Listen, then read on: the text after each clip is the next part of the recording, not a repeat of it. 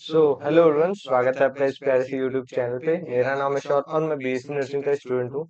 आज के हमारे इस वीडियो में हम बात करने वाले हैं हमारे जो भी स्टूडेंट्स हैं पोस्ट बेसिक बीएससी नर्सिंग के, उन सभी के बारे में। जो कि अगर देखा जाए तो हमारे जो यूपी के अंदर जो इस एबीबीएम मतलब कि अटल बिहारी वाजपेयी मेडिकल यूनिवर्सिटी से जो फॉर्म रिलीज होती है, वो सारे ही कोर्सेज के लिए रिलीज हो गई है। जिसमें हम देखें तो हमारा जो बीएससी नर्सिंग है, फिर हमारे जो दूसरे कोर्सेज हैं जैसे पोस्ट बेसिक बीएससी नर्सिंग हो गया, एमएससी नर्सिंग हो गया, तो ये सभी के लिए जो फॉर्म्स है वो रिलीज हो गई हैं। तो अगर आपने भरा नहीं है तो भर लो। और इसमें हम लोग बात करेंगे स्पेशली ऐसे पोस्ट बेसिक बीएससी नर्सिंग के बारे में कि हम लोग को क्या क्या इसमें ध्यान रखना है, क्या क्या फॉर्म्स की डेट रहेंगी और क्या क्या इसमें क्राइटेरिया को फुलफिल करना होगा, किस तरीके से हम इसको देखेंगे। तो चलिए स्टार्ट करते हैं और देखते हैं कि क्या मतलब कि ये बोलता है और कैसे हम लोग इसको फिल करेंगे। तो अगर हम पहले तो अगर आपने हमारे चैनल को सब्सक्राइब नहीं किया है तो कर लो और बेल आइकॉन को भी प्रेस कर देना, ताकि जो भी इंफॉर्मेशन है वो प्रॉपर तरीके से आप तक पहुंचे, ठीक है। और दूसरी बात, अगर आपने पोस्ट बेसिक बीएससी नर्सिंग के लिए अभी तक प्रिपरेशन स्टार्ट नहीं किया है तो हमारे बैचेस को भी ज्वाइन कर सकते हो नर्सिंग गुरुकुल के ऐप से। वहां से आप अपने प्रिपरेशन को कंटिन्यू कर सकते हो। वहां पे आपको प्रॉपर टेस्ट सीरीज और सब कुछ मिल जाएगा, मतलब कि जो भी एग्जाम पॉइंट ऑफ व्यू से इंपॉर्टेंट है, मॉक टेस्ट हो गया, चैप्टर वाइज आपको नोट्स मिल जाएंगे और सब कुछ मिल जाएगा, ठीक है। तो चलिए स्टार्ट करते हैं और देखते हैं कि क्या क्या इसमें है और क्या क्या क्राइटेरिया है। तो अगर हम देखें तो पहले तो हमारा जो ये कॉमन एग्जाम होता है MSc nursing, post basic BSc nursing के लिए या फिर ऐसे बीएससी नर्सिंग के लिए, तो हमारा एक ही तरीके से होता है जो कि हमारा जो भी कॉमन मतलब कि नर्सिंग एंट्रेंस एग्जाम होता है उसके थ्रू, ठीक है, सीनेट बोलते हैं, यूपी सीनेट। और ये हमारे अटल बिहारी वाजपेयी मेडिकल यूनिवर्सिटी के अंदर में आता है, ठीक है। यूपी के अंदर सारे कॉलेजेस इसी से मिलते हैं। अगर हम देखें तो इसमें आपको अलग अलग तरीके से मतलब कि गवर्नमेंट और प्राइवेट सारे ही कॉलेजेस मिलेंगे। मैं सारे कॉलेजेस को एक एक करके आपको दिखाऊंगा भी, तो आप इससे एक बार अच्छे से समझ जाओगे, ठीक है। तो चलिए स्टार्ट करते हैं और पहले हम बात करेंगे एप्लीकेशन डेट के बारे में। तो जो एप्लीकेशन डेट है वो आपके 28 मार्च को रिलीज हुआ है, जो कि सैटरडे का डेट था, ठीक है। इसमें क्या है तो आपके मतलब 28 मार्च से रिलीज हुआ है और जो लास्ट डेट है एप्लीकेशन फिल करने का वो आपका 20 मई मतलब कि 20 मई आपका लास्ट डे रहेगा, 12 बजे के रात रात के 12 बजे तक। और इतने तक रहेगा। करेक्शन जो डेट है जो कि आपको यहाँ पे देखने को मिल रहा है, करेक्शन डेट क्या रहेगा, 13 मतलब कि 13 से लेके 20 तक आपका करेक्शन डेट रहेगा, ठीक है। और इसके साथ साथ जो एडमिट कार्ड है, मतलब कि 10 दिनों बाद आपको एडमिट कार्ड भी मिल जाएगा, जो कि आपका मतलब कि 30 मई को आपको एडमिट कार्ड मिलेगा। और अगर हम एंट्रेंस एग्जाम की बात करें तो आपको 6 जून को मतलब कि एडमिट कार्ड मिलने, मतलब कि वैसे तो थोड़े दिन लग जाते हैं, 1-2 दिन में आ जाता है, लेकिन उसके 6 दिन बाद आपका एग्जाम पड़ेगा, जो कि आपका 6 जून को इसमें होगा, ठीक है। अब जो प्लेस है वो हमारे जो एडमिट कार्ड रिलीज होता है उस पे आपको देखने को मिलता है। और उसके मतलब कि जस्ट आपका जो एग्जाम होगा उसके रिलीज हो मतलब कि एग्जाम के बाद 2 वीक के अंदर ही आपका जो रिजल्ट है वो भी डिक्लेयर हो जाता है। और वहां से आपका जो मतलब कि एडमिशन का प्रोसेस है वो स्टार्ट हो जाता है, ठीक है। तो ये एक तरीके का प्रॉपर मतलब कि पैटर्न होता है आपके फॉर्म फिल का, जिसमें आप फॉर्म फिल करते हो। 28 मार्च से आपका फॉर्म स्टार्ट हो गया है और जो लास्ट डेट है वो आपका 20 मई है। और इसमें करेक्शन डेट है 13 से 20 मई। और जो भी आपका ये एडमिट कार्ड का डेट है वो तो बाद में भी देख सकते हैं, ठीक है। तो आपका जो ऑफिशियल साइट है जिसमें मैंने यहाँ पे ओपन भी कर रखा है, जिसमें आपको यहाँ से अटल बिहारी वाजपेयी से आपको भरना होगा। यहाँ पे आपको प्रॉपर तरीके से पोस्ट बेसिक बीएससी नर्सिंग का दिख रहा होगा, ठीक है। तो अगर हम स्टार्ट करें और देखें तो इसमें क्या क्या है, तो ये आपका ऑफिशियल साइट है। ऑफिशियल साइट से यहाँ से आप इसको फिल कर सकते हो जो भी फॉर्म है। और इसको अगर कोई भी प्रॉब्लम होती है तो इस जीमेल पे भी आप कांटेक्ट कर सकते हो, cnet up26@gmail.com, ठीक है। हेल्पलाइन भी यहाँ पे दिया हुआ है। तो ये सब हो गया। अब हम इसमें एक एक करके छोटे मतलब कि सारी ही बातों को एक एक करके देखेंगे, सबको मगअप करने की कोशिश करेंगे छोटे से वीडियो में, ठीक है। तो इसमें हम लोग एक एक करके देखते हैं। तो अगर हम बात करें तो हमारे पास पहला जो है जनरल इंफॉर्मेशन है। तो ये सारे ही हमारे जो कैटेगरी वाले होते हैं स्टूडेंट्स, जो कि मतलब कि जीएनएम जो लोग करे हैं वो लोग इसको कर सकते हैं। और इसके साथ साथ इसमें यूपी के जो भी गवर्नमेंट और प्राइवेट कॉलेजेस होते हैं जिसके अंदर ये मतलब कि पोस्ट बेसिक बीएससी नर्सिंग होता है, वो सारे ही इसमें इंक्लूड होते हैं। अगर हम देखें तो ये सारे अलग अलग सिटीज हैं जहाँ पे आपको ये एंट्रेंस एग्जाम देखने को मिलेगा, अवेलेबल हो जाएगा, ठीक है। आपको यहाँ पे देखना पड़ेगा, ठीक है, सिटीज जो कि आप ऐसे देख सकते हो। और अगर हम आगे बात करें तो एप्लीकेशन ये जो है ऑनलाइन मोड में ही ऐसे भरा जाएगा। इसके साथ साथ कोई भी ऐसे ऑफलाइन मतलब कि कोई भी पोस्ट और ऐसे मतलब कि सेंटर पे जाके ऐसे भरना नहीं होता है। जो भी आपका फॉर्म है वो ऑनलाइन होता है। इसके साथ साथ जो काउंसलिंग होती है प्रॉपर तरीके से एंट्रेंस एग्जाम होता है और इस तरीके से ये प्रोसेस पूरा होता है। ठीक है, तो ये हो गया। अब ये जो कोर्स है पोस्ट बेसिक बीएससी नर्सिंग जो कोर्स है वो 2 साल का होता है, जिसमें अगर देखा जाए तो 2026 और 27 के आप बैचेस में आओगे। और यहाँ पे अगर देखें तो इस तरीके से ये कंप्लीट होगा और यहाँ से हमारा जो जनरल इंफॉर्मेशन है वो स्टार्ट हो रहा है और इसमें हम लोग एक एक करके बात करेंगे। तो अगर हम देखें तो हम पहले तो हमारे पास जो फी शेड्यूल है उसको हम लोग देख लेते हैं। तो जो एग्जामिनेशन फी है तो उसको अगर देखा जाए तो जो हमारे यूआर और जो ओबीसी के मतलब कि ओबीसी कैटेगरी के जो स्टूडेंट्स हैं उनके लिए क्या है, तो ये 3000 है, मतलब कि 3000 आपको देना पड़ेगा। अगर हम एसटी एससी और जो भी हमारे मतलब कि अलग अलग कैटेगरी के जैसे कि पीडब्ल्यूडी हो गया, एसटी एससी हो गया, तो इस कैटेगरी के जो पर्सन है उनके लिए क्या है, तो 2000 आपको पे करना होगा। वो भी आपको मतलब कि जब फॉर्म फिल करना स्टार्ट करोगे तो आपके जो फॉर्म फिलिंग का मतलब कि रजिस्ट्रेशन के तुरंत बाद ये लग जाता है। उसके बाद से आप क्या करो, तो उसके बाद से आप कभी भी ऐसे फॉर्म को फिल कर सकते हो। ठीक है, पहले आपने रजिस्टर किया, रजिस्टर के बाद आपको ये फॉर्म का फी आपको पे करना होता है सेकंड स्टेप पे। और इसके बाद से ये तीसरा जो है वेरिफिकेशन और वो जो भी डॉक्यूमेंट है वो सब आपके फिल करना होता है। ठीक है, एलिजिबिलिटी क्राइटेरिया की हम बात करें तो मिनिमम जो एज है, मिनिमम एज की हम बात करें तो 17 होनी चाहिए। ठीक है, जो कि आपका 31 दिसंबर मतलब कि 31 दिसंबर 2026 से पहले आपको 17 साल का होना चाहिए, तभी आप इस फॉर्म को भर सकते हो। आईएनसी इसमें अप्रूवल, आईएनसी का जो रूल और रेगुलेशन है वो सब फॉलो होगा।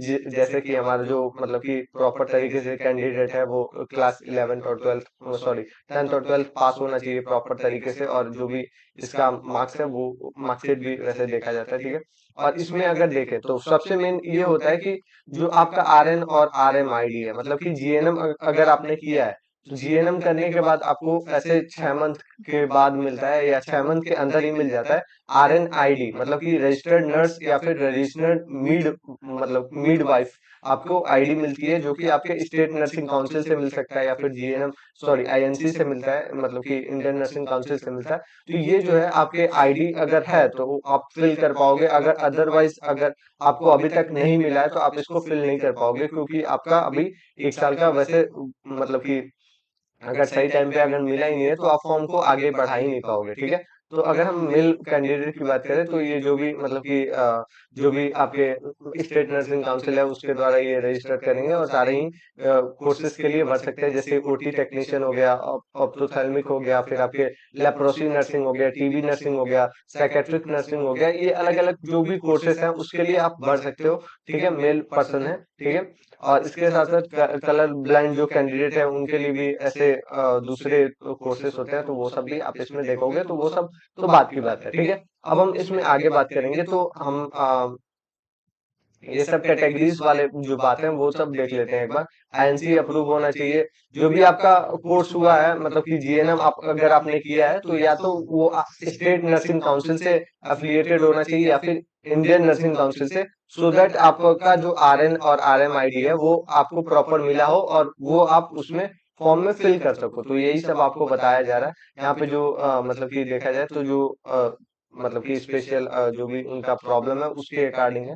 ठीक है, अगर पीडब्ल्यूडी स्टूडेंट्स के लिए हम बात करें तो उनके लिए ऐसे मतलब कि थोड़े से आपको प्रॉफिट देखने को मिलेंगे, जो कि 45% 40 से 50% आपको इसमें देखने को मिलेगा। ठीक है, कास्ट जो सबसे इम्पोर्टेंट होता है इसमें डॉक्यूमेंट को प्रिपेयर करना, जिसमें डॉक्यूमेंट्स की हम बात करें तो कास्ट सर्टिफिकेट आपका, अगर आप मतलब कि कास्ट सर्टिफिकेट हो गया, इनकम सर्टिफिकेट हो गया, हेल्थ सर्टिफिकेट हो गया, तो ये सब आपको प्रॉपर रेसिडेंशियल सर्टिफिकेट सबसे मेन होता है, जो कि अगर आप यूपी के पर्सन हो तो वो जो है सबमिट करना बहुत ज्यादा इंपॉर्टेंट है। उसी से आपका वेरीफाई होता है कि आप यूपी के पर्सन हो और इस तरीके से होगा। ठीक है, तो ये कास्ट सर्टिफिकेट हो गया, फिर आपके अलग अलग जो भी ये सब डॉक्यूमेंट्स हैं वो आप तैयार कर लोगे।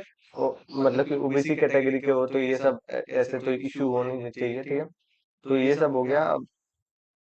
वही है जो, अगर आपने एडमिशन लिया है कोई भी मतलब कि गवर्नमेंट नर्सिंग कॉलेज में, तो उसका जो डोमिसाइल है उत्तर प्रदेश का होना चाहिए प्रॉपर तरीके से। मतलब कि रेसिडेंशियल, मतलब कि जो निवास है आपका वो प्रॉपर तरीके से उत्तर प्रदेश का होना चाहिए, सो डैट आप जो भी गवर्नमेंट कॉलेज में हो वो आपको गवर्नमेंट कॉलेज मिलेगा।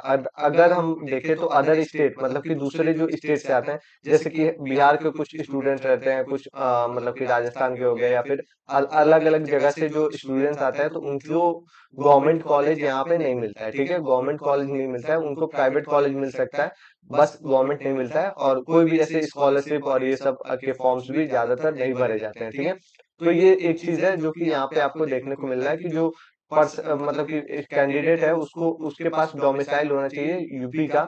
अगर आप फॉर्म फिल कर सकते हो, ठीक है, फॉर्म फिल कर सकते हो, लेकिन आपको प्राइवेट कॉलेज ही मिलेगा, ऐसे गवर्नमेंट कॉलेज नहीं मिलेगा जो अदर स्टेट के हैं। ठीक है, तो ये सब हो गया।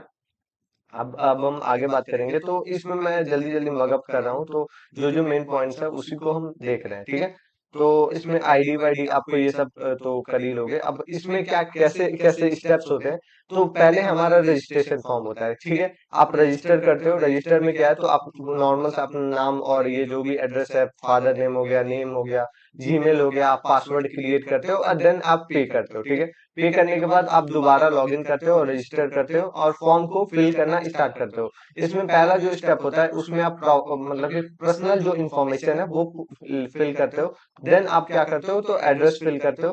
देन एजुकेशन क्वालिफिकेशन हो गई, फिर आपके जो सेंटर, मतलब कि जो भी जहां भी आपको ऐसे एग्जाम देना है, जो भी आपके सेंटर के प्रेफरेंस है वो सब आप फिल करते हो। लाइव फोटो आपको देखने को मिलता है कि लाइव फोटो आप इसमें लोगे, सिग्नेचर लोगे, वेरिफिकेशन जो सीट है, मतलब कि एक आपको वेरिफिकेशन सीट मिलेगी, अभी मैं इसमें दिखाऊंगा, उसको आपको प्रॉपर तरीके से डाउनलोड करना होता है। और उसको डाउनलोड करने के बाद अपना मतलब कि अपने राइटिंग में वहां पे कुछ स्टेटमेंट है उसको लिखना होता है, और वहां पे साइन भी करना होता है, साथ ही में आपको थंब इम्प्रेशन भी आपको देना होता है। ठीक है, अब ये फॉर्म फिल करके आपको प्रॉपर तरीके से प्रीव्यू करोगे, प्रीव्यू करने के बाद फी सबमिशन होता है। ठीक है, फी सबमिशन के बाद आपको फाइनल ये सबमिशन कर दो। ठीक है, ये सब हो गया। अब इसमें स्टेप्स में वही सब, कैंडिडेट रजिस्ट्रेशन में क्या लगेगा, तो फर्स्ट फादर नेम, मतलब फर्स्ट नेम हो गया, मिडिल नेम, ये सब हो गया, फादर नेम हो गया, मदर नेम हो गया, date of birth, gender, email ID, जो भी आपके मोबाइल डेटा है, कैटेगरी हो गया, सब कैटेगरी हो गया, व्हाट्सएप नंबर हो गया, ये सब आपको फिल करना होता है। और ऐसे मतलब कि जीमेल को आपको इसमें रखना है जो आपको एक प्रॉपर तरीके से देखे, तो वो एक्टिव हो। ठीक है, ऐसा ना हो कि कुछ ओटीपी आ रहा है तो आपको पता ही नहीं चले। और इसके साथ साथ सबसे मेन जो होता है वो आपका मतलब कि जो मतलब कि जो आप इसमें अकाउंट नंबर डालते हो, वो आप अपना अकाउंट नंबर डालोगे, क्योंकि जो आप बाद में जो सॉरी जो आप जो सॉरी जो काउंसलिंग के टाइम पे आप ऐसे जो फी पे करते हो 5,000, वो आपको वापस आपके बैंक अकाउंट में मिल जाता है। तो इसीलिए आपको ओरिजिनल जो आपका अकाउंट है, बैंक अकाउंट है, वो डालना होगा, क्योंकि 5,000 आपको रिफंड हो जाता है। ठीक है, तो इसीलिए आपको बैंक अकाउंट को ही यूज करना है और इससे पे करना है। ठीक है, तो ये सब हो गया। ओटीपी का आपको वेरिफिकेशन करना है, डबल वेरिफिकेशन, अगर पासवर्ड गुम होता है तो आप दोबारा इससे वेरीफाई कर सकते हो, और यही सब आप ऐसे कंटिन्यू कर सकते हो लॉग इन करके। जो भी इसमें लिखा हुआ है आप एक बार देख लो, ओवरव्यू मैंने इससे बता दिया है। अगर इससे रिगार्डिंग कुछ भी होगा तो मैं और भी बता दूंगा। तो इसके आगे हम आगे बात करते हैं। ठीक है, तो फोटोज को भी आप इसी रेशियो में करोगे, 4.5 के लेंथ और ब्रीथ में। ठीक है, सिग्नेचर भी ऐसा ही देना है और इस तरीके से आप इसमें दोगे,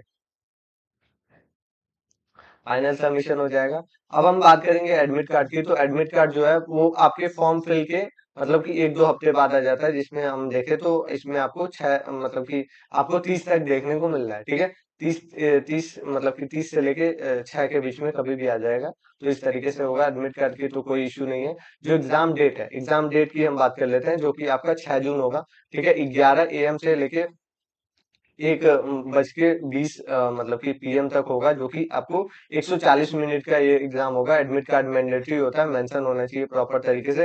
एमसीक्यू बेस्ड क्वेश्चंस आते हैं इसमें, और प्रॉपर तरीके से देखा है तो मतलब कि इसमें निगेटिव मार्किंग नहीं होती है। ये एक मतलब कि प्लस पॉइंट होता है, बहुत अच्छा पॉइंट होता है, जो कि आप ऐसे मतलब कि सही करोगे। ठीक है, पेन जो है आपको एक पेन मतलब कि वैसे तो वहां पे प्रोवाइड कर किया जाता है, लेकिन आपको एक अलग से ले जाना है। और आधार कार्ड ले जाना मस्ट है। ठीक है, आधार कार्ड इसमें बहुत ज्यादा इंपॉर्टेंस होता है, जो कि आपको ले जाना होता है। ठीक है, मार्किंग की हम बात करें तो वन क्वेश्चन 1 मार्क्स ईच होता है, और इसमें निगेटिव मार्किंग नहीं होती है, और मोड ऑफ एग्जामिनेशन इंग्लिश में होता है। ठीक है, अब सिलेबस की हम बात करें तो सिलेबस जीएनएम का जो होता है वो आपको इसमें देखने को मिलता है कि 120 क्वेश्चन होते हैं पहले बात, और इसमें 3 सेक्शंस होते हैं। 3 सेक्शंस में क्या है, तो इसमें आपको प्रॉपर तरीके से पहला जो सेक्शन है उसमें आपको 66 क्वेश्चंस देखने को मिलते हैं, जो कि आपके मेन सब्जेक्ट से होता है। जैसे कि आपका एएसएन हो गया, मतलब कि एडल्ट हेल्थ नर्सिंग, मतलब कि मेडिकल सर्जिकल नर्सिंग हो गया, कम्युनिटी हेल्थ नर्सिंग हो गया, मेंटल हेल्थ नर्सिंग हो गया, चाइल्ड हेल्थ नर्सिंग हो गया, और मिडवाइफरी, और इसके साथ साथ जो गायनिकोलॉजी है उसकी होगी, ओबीजी होगी। तो ये सब आपके मेन सब्जेक्ट हैं जिससे आपके 66 क्वेश्चंस आते हैं। अब हम दूसरे पार्ट की हम बात करें तो 36 सेक्शन 2 जो है आपका 36 नंबर का होता है, जो कि अगर देखा जाए तो इससे कम वैल्यू वाले मतलब कि आते हैं। जैसे कि आपका बेसिक जो साइंस होती है वो सब, जैसे कि एनाटॉमी फिजियोलॉजी हो गया, माइक्रोबायोलॉजी हो गया, न्यूट्रिशन हो गया, फार्मा हो गया, ये सब आ जाते हैं। मतलब कि नर्सिंग फाउंडेशन हो गया, फर्स्ट एड हो गया, साइकोलॉजी, सोशियोलॉजी, ये सब आ जाते हैं। ठीक है, और लास्टली आपके कुछ 18 मतलब कि 18 मार्क्स के क्वेश्चन बचते हैं, जो कि आपके देखा जाए तो ये सब जो बेसिक सब्जेक्ट्स होती हैं, जैसे कि हमारा community sorry computer health, computer education, English हो गया, नर्सिंग एजुकेशन हो गया, फिर आपके जो रिसर्च हो गई, प्रोफेशन हो गया, तो ये सब से पूछे जाते हैं। ठीक है, तो ये ऑल ओवर आपका मतलब कि सिलेबस पैटर्न था। अब इसमें हम आगे बात करें तो ये सब इंस्ट्रक्शन है जो कि आपको फॉलो करने हैं। ये सब तो बात की बात है, हम लोग देखेंगे। लेकिन अभी के टाइम पे क्या है, अभी के टाइम पे इम्पोर्टेंट ये है कि आपको फॉर्म फिल करना है, जो कि हमने यहाँ पे बात किया है कि कैसे कैसे आप फॉर्म फिल करोगे। तो अगर आपको ये वीडियो अच्छी लगी हो तो लाइक करना, चैनल को भी सब्सक्राइब कर लेना। और मैंने तो वैसे तो ओवरव्यू सबको दे दिया है, और मतलब कि ओवरऑल सारी ही बातें कर ली हैं हमने। अगर इसके रिगार्डिंग कोई भी आपको क्वेरी होगा तो नीचे कमेंट कर सकते हो, और मिलते हैं नेक्स्ट वीडियो में। Thank you, have a good day और all the best for examination. अच्छे से पढ़ाई कीजिए। मिलते हैं नेक्स्ट वीडियो में। Thank you.